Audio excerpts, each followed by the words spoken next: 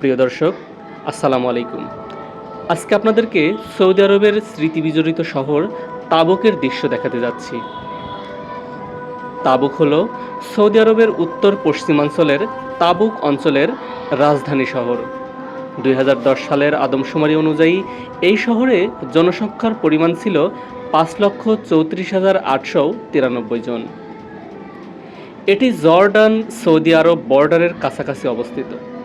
Saudi আরবের বিমান বাহিনীর সবচেয়ে বৃহৎ আবাসস্থল তাবুক শহরে অবস্থিত। মরুদ্যান শহর উত্তর পশ্চিম সৌদি আরব শহর হল তাবুক। শহরটি খেজুরের বাগানের মধ্যে অবস্থিত। পূর্ববর্তী সময়ে এটি হেজাজ রেলওয়ের একটি স্টেশন ছিল, যা বর্তমানে প্রায় বিলুপ্ত। তাবুকের পুরনো অংশের প্রান্তে ১৬৯৪ সালে নির্মিত একটি তুর্কি দুর্গ রয়েছে। বর্তমান তাবুক সৌদি আরবের দ্রুত বর্ধনশীল শিল্প কেন্দ্রগুলির মধ্যে একটি।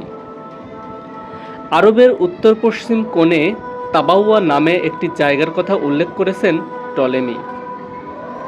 এই নামটি তাবুকা বা তাবুক এর একটি উল্লেখ হতে পারে। যদি এটি সত্য হয়, তবে শহরটি টলেমির সময়ের মতো পুরনো হতে পারে। প্রাক ইসলামী আরব কবি যেমন আন্তরা ও নবিকা তাদের কবিতায় এ পর্বত হাশমি উল্লেখ করেছিলেন। হজরত মুহাম্মদ সাল্লাল্লাহু আলাইহি সাল্লামের সময়কালে ৮ হিজরিতে তাবুক অভিযানের জন্য বিখ্যাত হয়েছিল। সেই থেকে এটি উত্তর আরবের প্রবেশদ্বার থেকে যায়। এটি ১২৯৪ হিজরি ডুটি ও হুবারের মতো বেশিরভাগ ইউরোপীয় ভ্রমণকারীও এসেছিলেন এবং ১৩০৩ হিজরিতে হুবারে এসেছিলেন।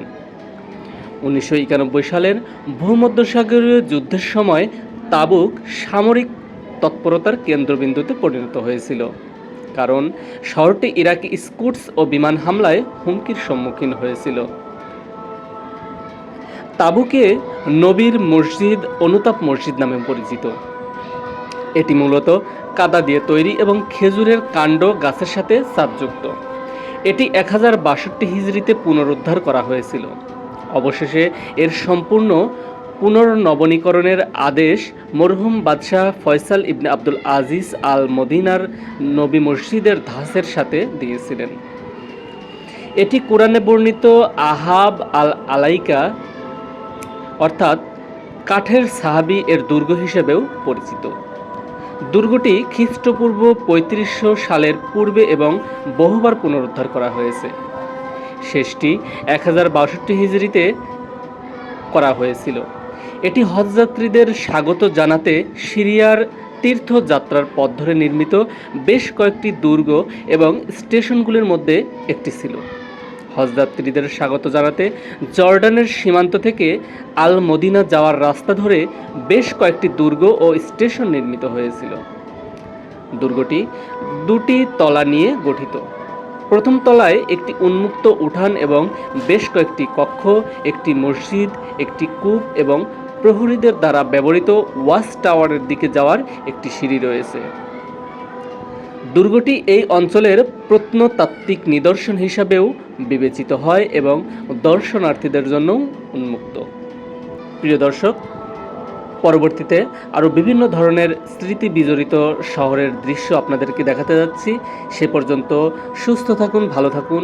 আল্লাহ হাফেজ।